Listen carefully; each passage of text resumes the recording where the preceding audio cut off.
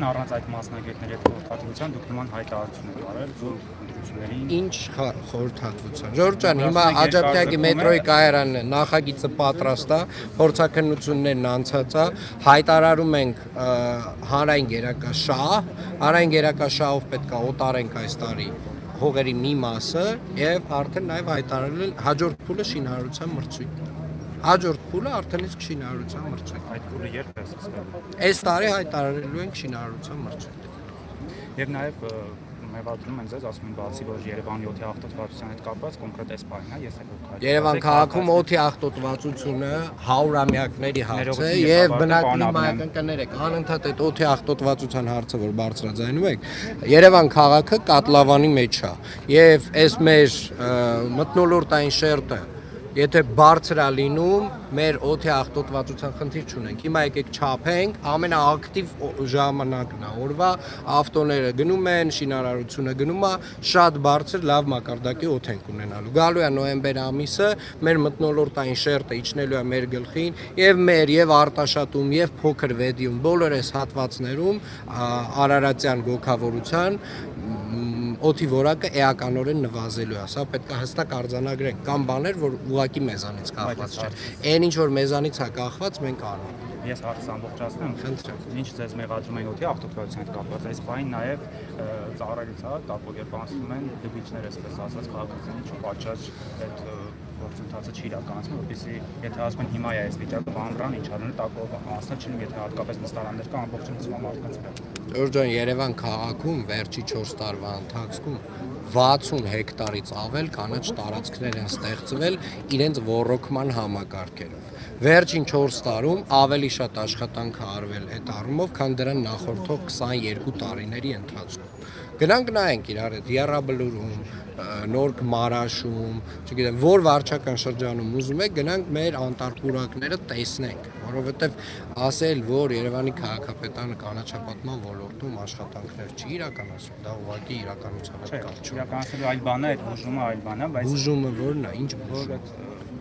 ծառերի վրա միջատները այս բանը։ Թեղիների մասին է խոսքը։ Թեղիները հիմնականում արդեն բուժման ենթակայել չեն։ Այսինքն իրենք դեռևս խորհրդային միության տարիներին տնկվել են նրա համար, որպեսզի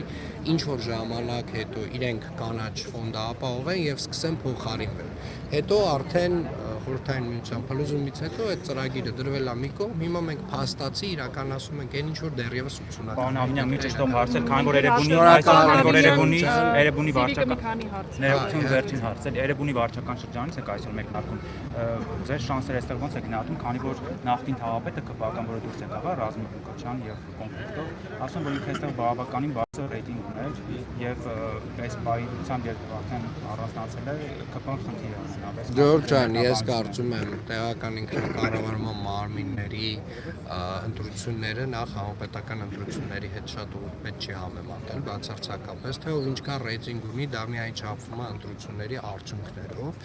Եվ երրորդը ես վստահ եմ նախ Երևանի վարչական շրջանում ձեր ասած վարչական շրջանի ղեկավարը չէր, բայց այնուամենայնիվ ես վստահ եմ եւ Երևանի վարչական շրջանում եւ Շենգավի վարչական շրջանում քաղաքացիական պայմանագիրը շատ վստահ հաղթանակ է տոնելու ի շնորհիվ մեր քաղաքացիների վստահության եւ աջակցության։ Շարունակելով հարցը գործընկերոջս, պարոն Ավինյան, ձեր ընդդիմախոսները պնդում են, որ Երևանում ձեր քվեները սակավ են եւ ձեր հույսը միայն մարզերից ստանալիք քվեների վրա է։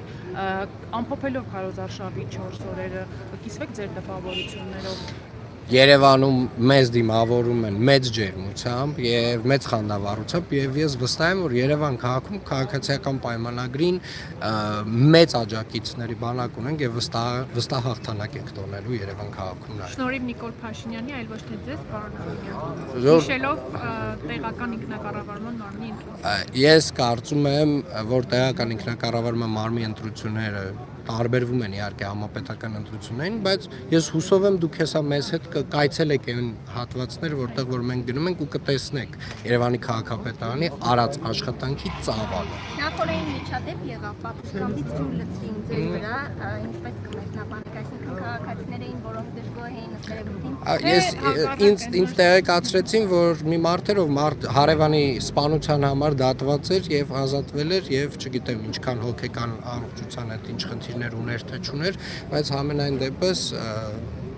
կարող է հանդիմադիր հայացքներով մարդիկ իհարկե հանդիպում են եւ մենք դա էլ ենք ընդունում եւ նաեւ ենք քննադատում միանշ ջուր լցնելը ինձ թվում է դե արդեն հա ասում եմ արդեն ով ոնց կմեկնաբան լավ շնորհակալություն Հավանիչ տեսանյութը եւ բաժանորդագրվիչ նորությունները բաց չթողնելու համար